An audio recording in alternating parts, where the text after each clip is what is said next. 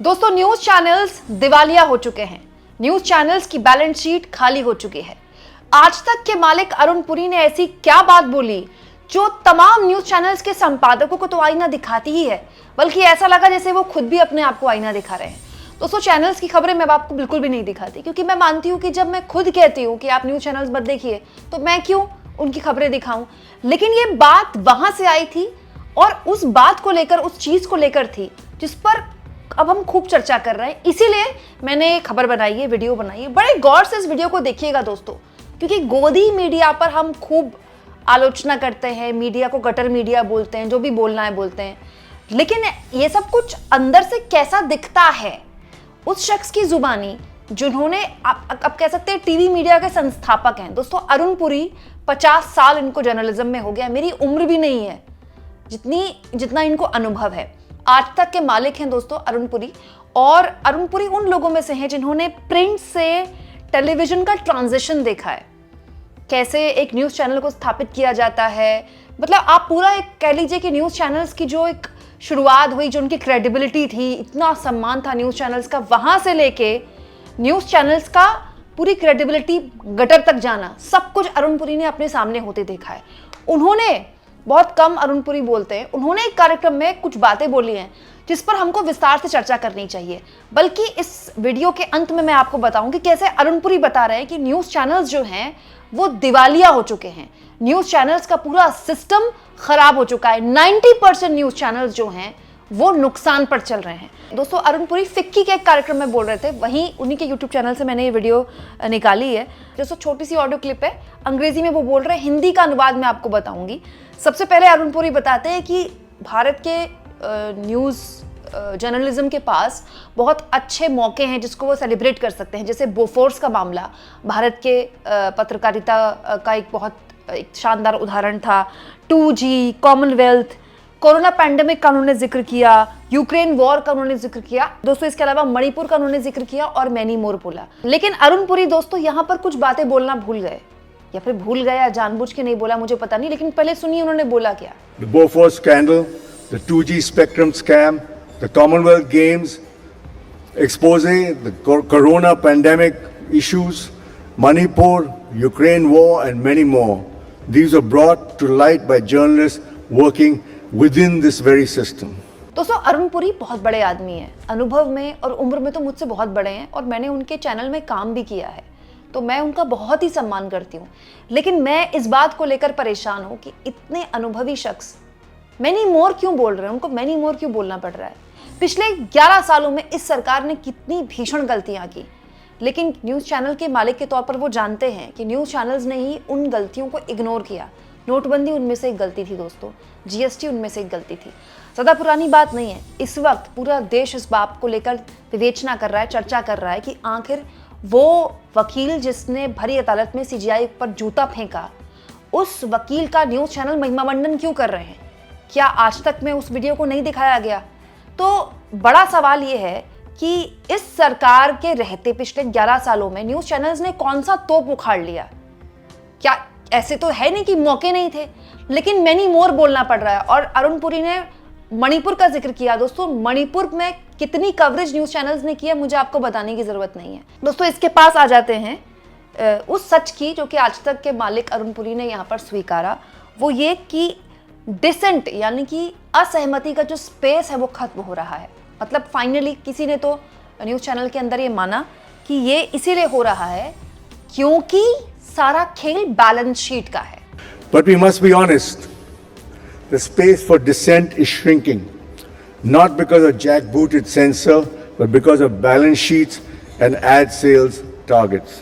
दोस्तों, अरुण पुरी कहते हैं कि स्पेस ऑफ डिसेंट यानी कि असहमति का जो स्पेस है वो खत्म हो रहा है क्योंकि because of balance sheets and ad sales target, क्योंकि बैलेंस शीट का मामला है और एड सेल का टारगेट है। ये तो बड़ा अजीब सा तर्क है दोस्तों, सरकारों की तो आलोचना होती रही है। ऐसा तो है नहीं कि ये पहली बार सरकार बनी है इस देश में। पूर्व में डॉक्टर मनमोहन सिंह की सरकार चली है 10 साल, उससे पूर्व में वाजपेयी की सरकार चली है, उससे पूर्व में देश में सरकारें चली हैं, और देश में न्यूज़ चैनल्स भी चले हैं।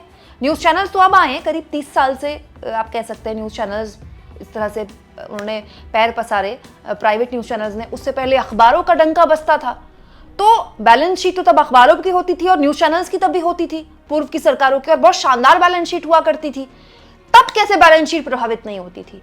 मतलब ये कौन सी बात हो गई कि असहमति का स्पेस इसीलिए श्रिंक हो रहा है, असहमति का स्पेस इसीलिए खत्म हो रहा है क्योंकि बैलेंस शीट और सेल्स टारगेट है। सेल्स टारगेट तो तब भी थे मनमोहन सिंह के जमाने में, तब भी सेल्स टारगेट अचीव हो रहे थे ना। इनफैक्ट तब तो ज्यादा अच्छे सेल्स टारगेट अचीव हो रहे थे। न्यूज चैनल्स की तो प्रॉफिट में बैलेंस शीट की हालत अब और खराब हुई है। तो तब कैसे अच्छे हो रहे थे? तब तो सरकार से खूब सवाल पूछे जा रहे थे। तो अब सरकार से सवाल पूछे जाने को लेकर या फिर असहमति की स्पेस अगर खत्म हो रही है, इसको लेकर बैलेंस शीट को दोष क्यों दिया जा रहा है? दूसरा, अगर आप पत्रकारिता कर रहे हैं तो बैलेंस शीट कहां से आ गया? मैं मानती हूं कि भाई आप चैनल चला रहे हैं तो आपको अपने खर्चे निकालने पड़ेंगे, ये कोई चैरिटेबल ट्रस्ट नहीं है, तो आप मानिए फिर कि ये चैरिटेबल ट्रस्ट नहीं है, तो फिर हम देश की आवाज बनेंगे और जनता की आवाज बनेंगे जैसी फालतू बातें एंकर क्यों बोलते हैं चैनलों में बैठकर? आप मानिए कि भैया ये तो बिजनेस मॉडल है, हम तो कारोबार कर रहे हैं, बिजनेस कर रहे हैं। तो पॉइंट ये कि आपको पत्रकारिता का चोला भी ओढ़ना है, फिर आपको बैलेंस शीट का रोना भी रोना है। बताइए, हिपोक्रेसी की भी तो कोई सीमा होती है। आगे दोस्तों, यहां पर जो इंपॉर्टेंट बात बोल रहे हैं अरुण पुरी, वो बोल रहे हैं कि जो 90% न्यूज चैनल्स हैं वो अपना पैसा खो रहे हैं। ये बड़ी इंटरेस्टिंग बात है और ये भी बताते हैं कि क्रेडिबिलिटी का कितना बड़ा संकट है इस देश के जर्नलिज्म में।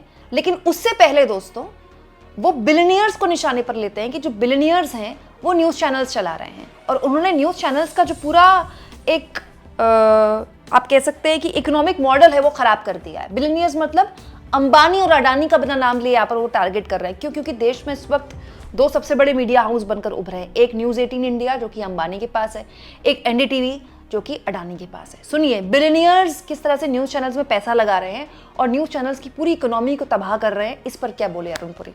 But I call it the advent of billionaire news channels.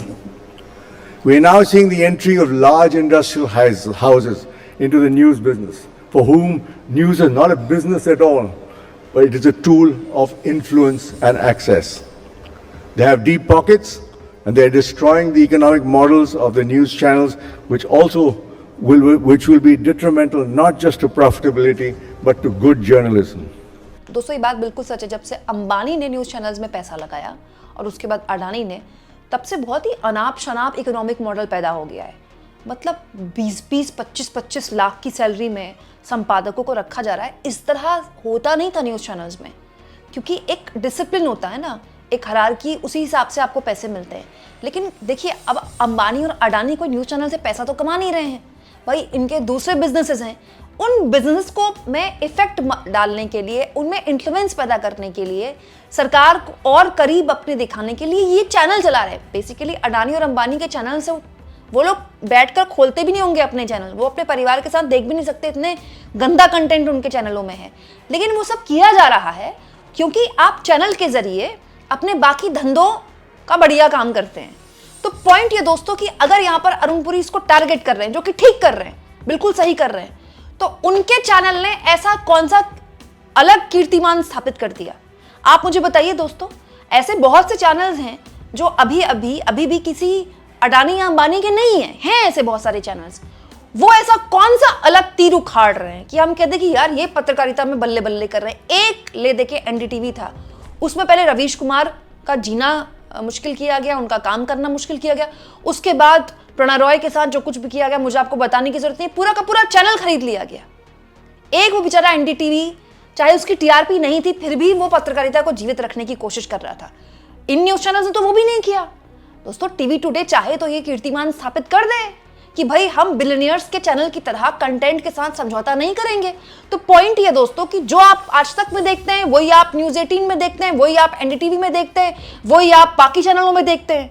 तो आप बिलियनियर्स के चैनल्स को अगर क्रिटिसाइज कर रहे हैं, उनकी आलोचना कर रहे हैं, तो आपने खुद आपके खुद के चैनल में कौन सी असली पत्रकारिता हो रही है? आखिर में दोस्तों, सबसे इंपॉर्टेंट बात अरुण पुरी बोलते हैं, वो ये बोलते हैं कि 99% न्यूज चैनल्स जो हैं, दे आर लूजिंग मनी। ये है दुखती रग, ये सच्चाई है दोस्तों। लोगों को ये लगता है कि सरकार की जी हजूरी करके चैनल वाले मोटा माल कमा रहे हैं, जो कि कमा रहे हैं, इसमें कोई दो राय नहीं। कि देखिए, मालिक साहब जो होते हैं ना, वो कभी नुकसान में नहीं होते हैं। तो जितने भी न्यूज चैनल के मालिक साहब है ना, वो बढ़िया शानदार जिंदगी जी रहे हैं, उनकी जिंदगी में कोई इफेक्ट नहीं आया है, क्योंकि पॉलिटिकल रेवेन्यू तो आ रहा है। बट पॉइंट ये कि केवल अब आप पॉलिटिकल रेवेन्यू पर ही जीवित हैं। अब आप बाकी रेवेन्यू आपके पास नहीं आएंगे क्योंकि आपके पास क्रेडिबिलिटी नहीं है, आपके पास विश्वसनीयता नहीं है। जब आज तक के मालिक को ये कहना पड़ रहा है कि विश्वसनीयता ही आपका धन है, आपकी करेंसी है, और 99% न्यूज़ चैनल्स जो हैं वो घाटे में हैं या वो मनी लूज कर रहे हैं, इससे ज़्यादा फिर आपको और क्या चाहिए? After all, the currency of news channels is credibility, and their entrance makes the public believe that every channel is a mouthpiece for vested interests. You should also note that today, I would say 99% of news channels lose money. दोस्तों, अरुण पुरी, जैसा कि मैंने आपसे कहा, मेरे से उम्र और अनुभव में बहुत ज़्यादा है, तो मैं कौन होती हूँ अरुण पुरी को ये बताने वाली कि क्रेडिबिलिटी का संकट का रोना न्यूज़ चैनल के मालिक क्यों रो रहे हैं, क्रेडिबिलिटी का संकट क्यों गिराया, न्यूज़ चैनल्स ने अपनी क्वालिटी क्यों गिराई। इसके लिए तो ये संपादक, ये मालिक खुद जिम्मेदार है ना। आज बैठकर आप बिलियनियर्स को बोल सकते हैं कि बिलियनियर्स मार्केट में आ गए, उन्होंने मार्केट खराब कर दी। बिलियनियर्स तो मार्केट में नहीं थे तो कौन सी मार्केट बहुत अच्छी चल रही थी? अडानी ने तो अभी चैनल खरीदा है, उससे पहले आप बताइए कौन से झंडे गाड़ रहा था मीडिया। ये तो सब जानते हैं दोस्तों कि सिस्टमैटिक तरीके से, पूरी सहमति के साथ, इन न्यूज़ चैनल के मालिकों और संपादकों की सहमति के साथ इस देश में पत्रकारिता का जनाजा रोज निकाला जाता है, रोज। दोस्तों, आज डिजिटल को बैठकर सारे न्यूज़ चैनल के मालिक हमारे जैसे पत्रकारों को, डिजिटल मीडिया को बैठकर पानी पी पी कर कितनी भी उनकी आलोचना कर ले, लेकिन यही सच्चाई है कि आज अगर इस देश में कहीं पत्रकारिता है तो रिपोर्टर्स कलेक्टिव जैसे या फिर कुछ और बहुत ही शानदार काम करने वाली, बहुत ही शानदार वेबसाइट्स की वजह से, या हमारे जैसे यूट्यूबर्स की वजह से। नहीं तो इन न्यूज़ चैनल्स ने तो बंटाधार कर ही दिया था देश का, और कर ही रहे हैं रोज। दोस्तों, ये न्यूज़ चैनल्स ना केवल सरकार की जी हजूरी कर रहे हैं, बल्कि खबरों को जिस तरह से परोस रहे हैं वो देश विरोधी है। देश की आज़ादी में कभी ऐसा नहीं हुआ। पिछले 11 सालों में सुप्रीम कोर्ट ने एंकर्स और न्यूज़ चैनल्स को लेकर कैसी कैसी टिप्पणियां की हैं कि मुझे किसी भी न्यूज़ चैनल के मालिक को याद दिलाने की जरूरत नहीं, ये सब जानते हैं। आप इस मुद्दे पर क्या सोचते हैं दोस्तों? जब आप खुद की बैलेंस शीट खराब हुई है तो न्यूज़ चैनल वाले दूसरों को दोष दे रहे हैं, जबकि ये खुद जानते हैं कि ये सब कुछ कैसे हुआ है। कमेंट बॉक्स में जरूर लिखें दोस्तों, और जितना हो सके चैनल को शेयर भी करें, सब्सक्राइब भी करें, और थैंक्स और ज्वाइन के ऑप्शन से अगर आप चाहें तो कुछ आर्थिक मदद भी चैनल की जरूर करें।